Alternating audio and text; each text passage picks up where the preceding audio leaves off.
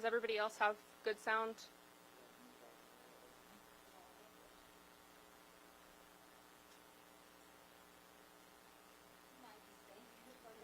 Yep. Mic check. Mic 1, 2.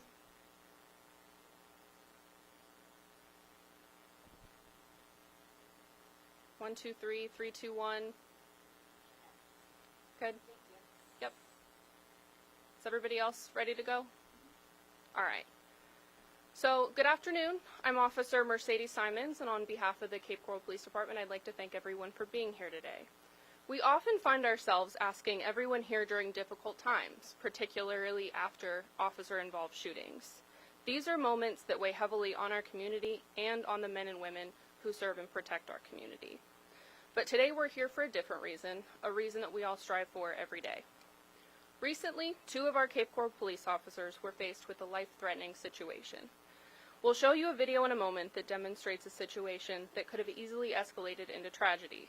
Their coordinated efforts, clear communication, and adherence to their training allowed them to de-escalate the situation without the use of deadly force. Please watch closely and read captions as it explains what the officers are saying and doing that you might not otherwise catch.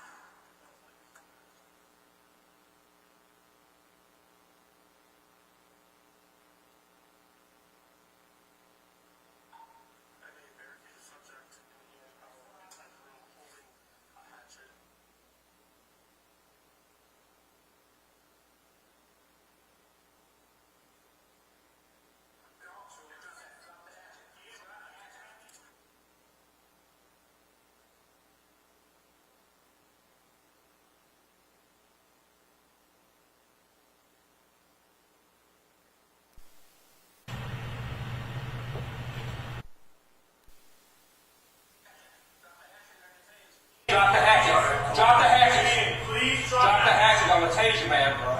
Drop the hatchets. Drop the hatchets. Drop the hatchets. Please drop the hatchet. I need you to kill me. I don't want to tase you. Nobody wants to kill you.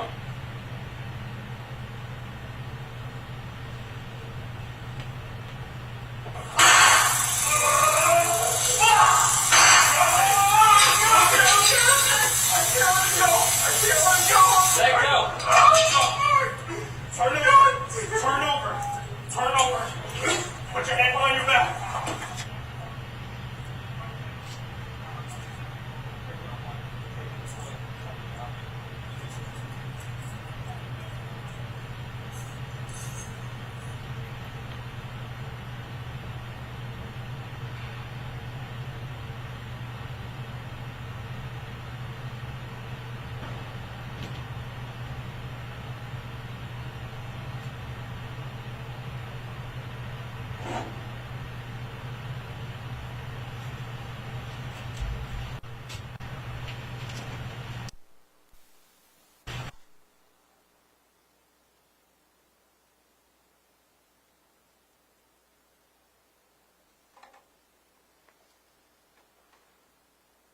Good afternoon. I'm Anthony Sizemore, the police chief with Cape Coral.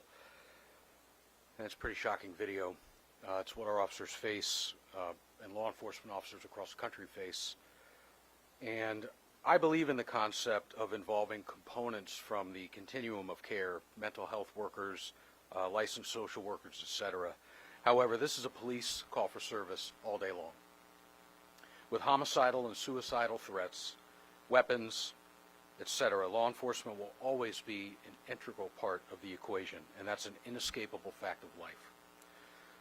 So with that being the case, we must provide the officers with the tools and the training to handle these dynamic, emotionally charged incidents, especially those whereby the families, as you saw in the video, are 100% dependent upon law enforcement. They're helpless in a situation like this. This didn't start 5 minutes before we got there. This has been ongoing, and in some cases for a lifetime. And when a person is confronted with a life or death situation or a critical set of circumstances, they'll rise to the occasion. That's a myth. They don't. It's physiologically impossible for somebody to do something or rise to something and accomplish something very intricate and in a dynamic set of high-stress circumstances if they've never done it before. In fact, they're going to fall back to the level of their training and their experiences.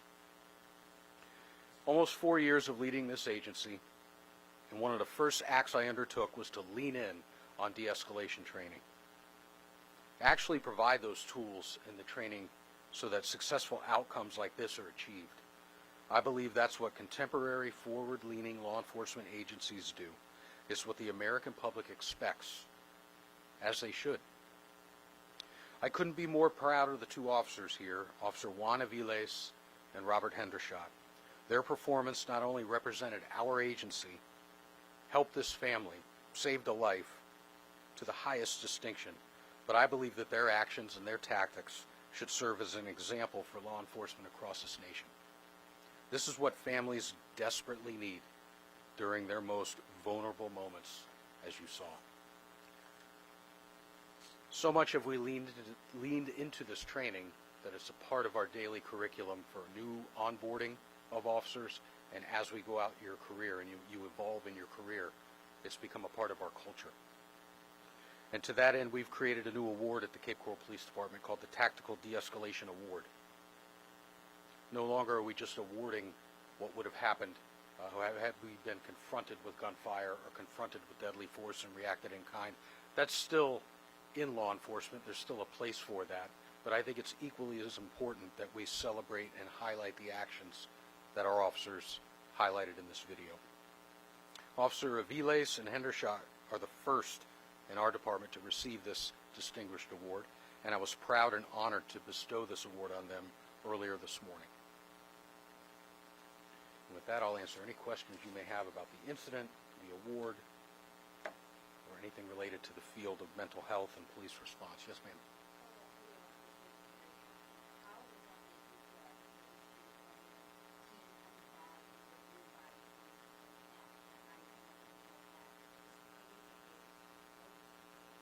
Many different thoughts, right? The first thought, as just a human being in this country and in this community, we are not immune to these. This is a nationwide epidemic with mental health, and whatever side of the political argument you fall on, all of us as Americans are left having to deal with people in crisis in our communities and sometimes in our own homes. And what do you do? That's heartbreaking for me to see the parents, just the complete and utter, you could see them just let go when we showed up and really beholden to what we're going to do.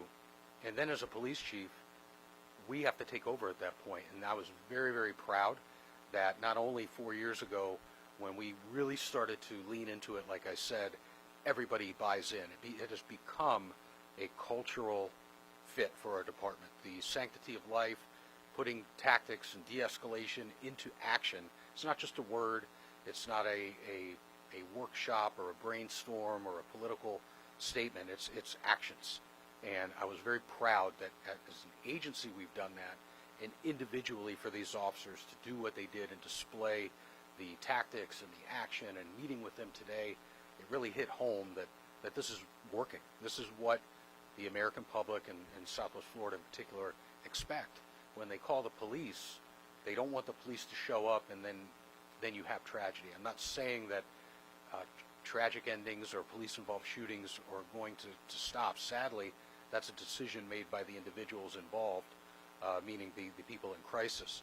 But when you have the tools and you have the ability, our relationships with NAMI, the National Alliance of Mental Illness, and crisis intervention training, and then what does de-escalation look like? We actually go through scenarios. So when you're told, go out there and try to de-escalate, if you don't know what that means, like I said in my words, you're not going to rise to the occasion and just figure it out when a guy's coming at you with two hatchets. You're going to fall back to what you know, and it's incumbent upon me and everybody that works underneath me to give you what you need to know to be able to do exactly that. So it's a multi-layered answer, but hopefully I was able to provide you that.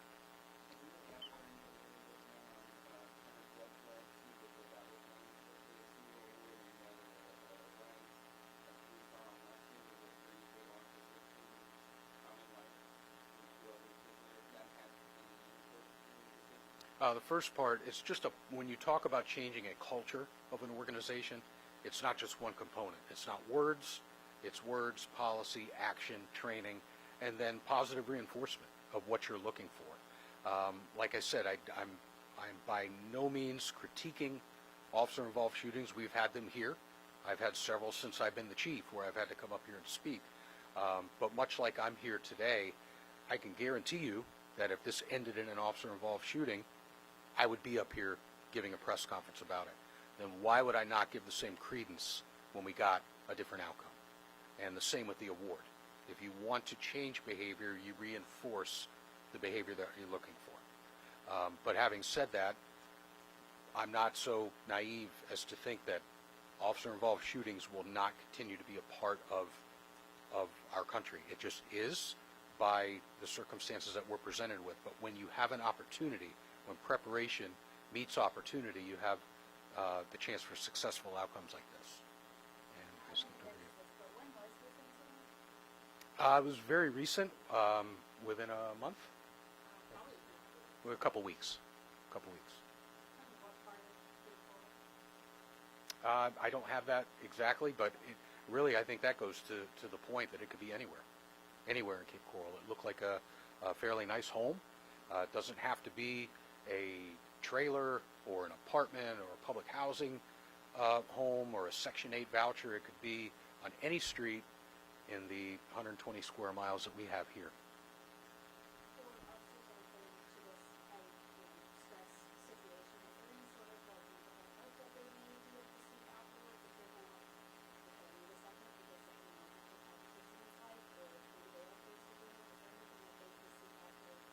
Yeah, that's an excellent question, and that's also a component of 21st century policing. There's 6 pillars, and one of them is officer wellness. And when you go through circumstances like this, whether it ended in a fatal shooting or it ended in this, the stress hormones and everything that your body is physiologically going through is still very present. And we've always had the ability to seek help. What we haven't had, and I'm speaking for the profession, is the destigmatization to want to seek help. And I'd say we've done a pretty good job over the last, not just me, this predates me, of not only providing avenues, using technologies such as telehealth for EAP programs, or there's an app where you can reach out to a peer, maybe in a different agency, so you're not talking with somebody here, and really the taking out that stigma or the I don't need help. You may not, but if you do, there's a plethora of opportunity for you to do it, and more so the attitude and the willingness to support you to do that as an employee. If people need time off, we provide that. We don't roll our eyes or talk behind their back. It's very out in the open that when you're involved in these incidents, if you don't get help, it could make it more difficult for you, the officer, the next time to process what you need to also achieve this type of an outcome. Yes.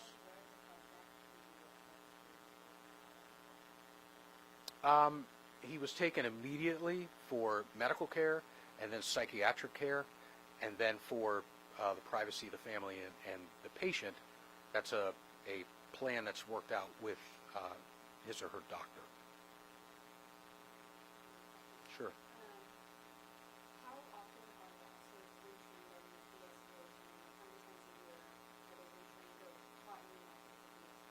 You're taught formally at the police academy, really a deep dive when you get here and on board with us.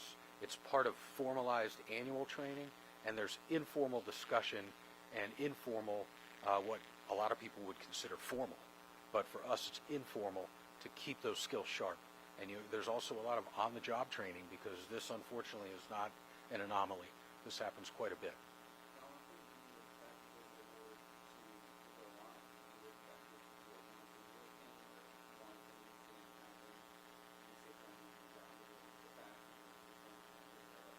Sure. We have a culture here where we look to recognize good work and reinforce good work that runs the gamut on all types of, from community service type activity. We like to recognize that and award it, all the way up to and including the Medal of Honor, the highest award you can get. This is up in that upper echelon for us. So we won't wait annually to recognize. I think you have to reinforce good behavior or correct improper behavior as immediate as possible to get your desired effect.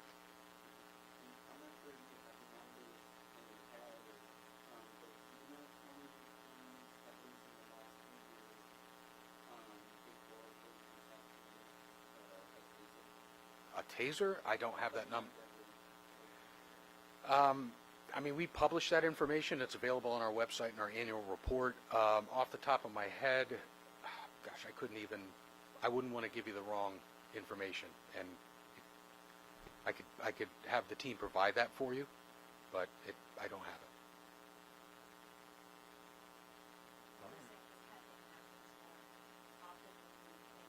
it. It does.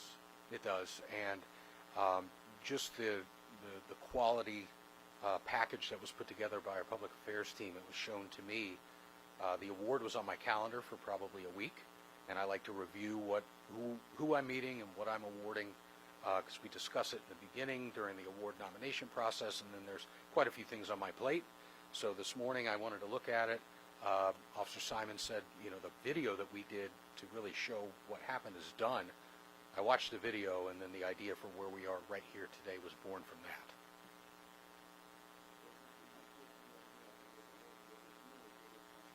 It did not come from me. Some of the best ideas here are ones that are given to me that I think one of the things you can do as a leader is not always have the answer, but have the opportunity for people with good answers to go forward. All right, looks like a good time to wrap it. Thank you for coming, guys. I really appreciate it. You're part of the culture building, I think, not just for here, but for the entire profession, that if you take the time to come here and give it validation, just as much as you would on a negative outcome, it really helps change the actions of all.